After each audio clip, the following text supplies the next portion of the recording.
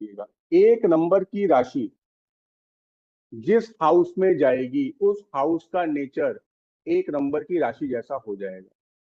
ये एक लाइन समझ में आ गई।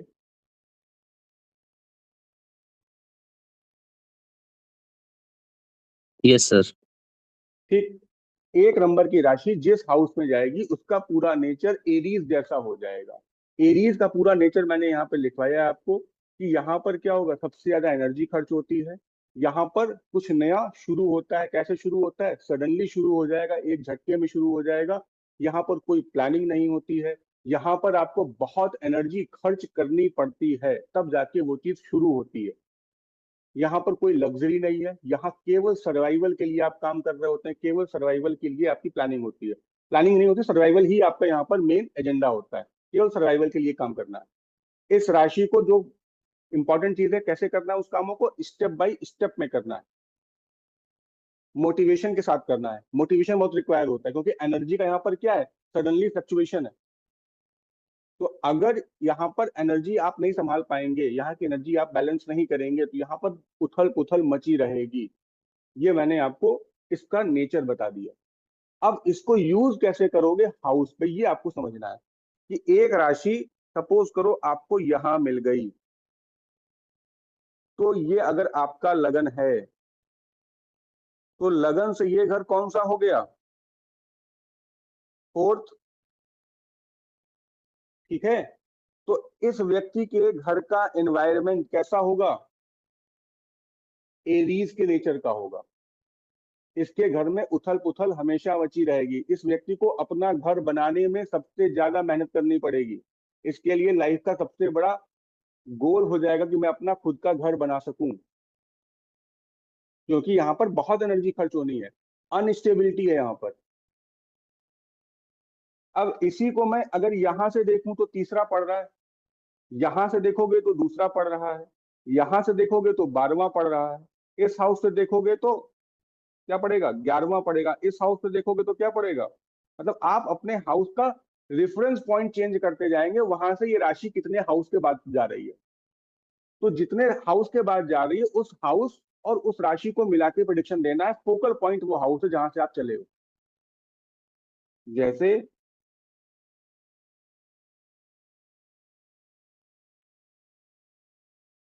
जैसे ये हाउस है, 8वें घर में पड़ा है। तो लगन के लिए प्रिडिक्शन जब दोगे तो किसके लिए दोगे? लगन से किस चीज के लिए दोगे? 8वें घर का प्रिडिक्शन दोगे। लेकिन जब इसके छोटे भाई बहन, ये इसके क्या हो गए, सिबलिंग हो गए। सिबलिंग के लिए कौन सा घर हो गया? 1 2 3 4 5 6। सिबलिंग के लिए तुम जो प्रिडिक्शन दोगे किसका दोगे? 6th हाउस का दोगे। लगन से किस हाउस का दे रहे हो? लगन से 8th हाउस का दे रहे हो प्रिडिक्शन। लगन से यहाँ पे जो राशि गई है वो 8वें नंबर पे है, लेकिन उसके सिबलिंग के लिए वो कहाँ पर है? 6वें नंबर पे है। तो सिबलिंग के लिए जो बोलोगे 6th हाउस के लिए बोलोगे, और लगन से जो बोलोगे वो किसके लिए बोलोगे? 8th हाउस के लिए बोलोगे।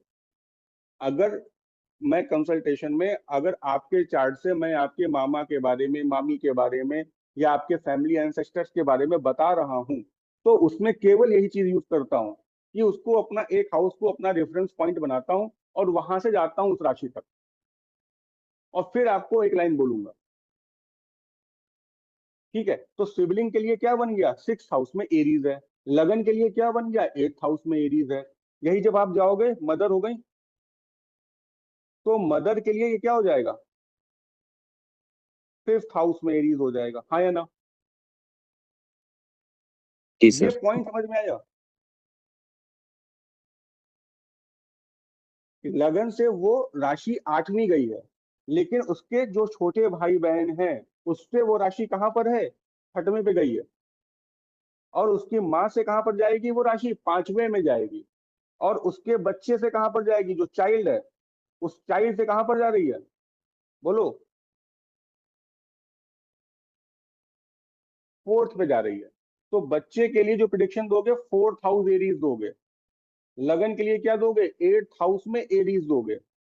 यंगर सिबलिंग के लिए क्या दोगे? 6th हाउस में एरीज दोगे। मदर के लिए क्या दोगे? 5th हाउस में एरीज दोगे।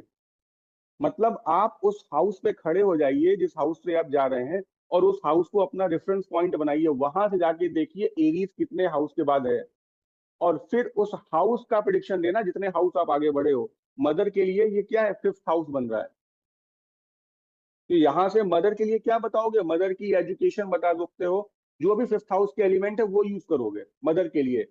सिबलिंग के लिए क्या यूज करोगे, सिक्स हाउस का एलिमेंट यूज करोगे, छठवें घर में जो तुमने चीजें पढ़ी है वो यूज करोगे, उसमें क्या डाल दोगे, एरीज का साइन डाल दोगे। इसके बाद आती है अगली लेयर प्लैनेट की, तब वो प्लैनेट डाल करके फिर एक लाइन बोली जाती है, ये तीन लेयर यूज करी जाती है। समझ में आ रहा है कि मैं अपने आप को समझा रहा आ रहा है सर, आ रहा है। यस सर, आ रहा है। हूँ।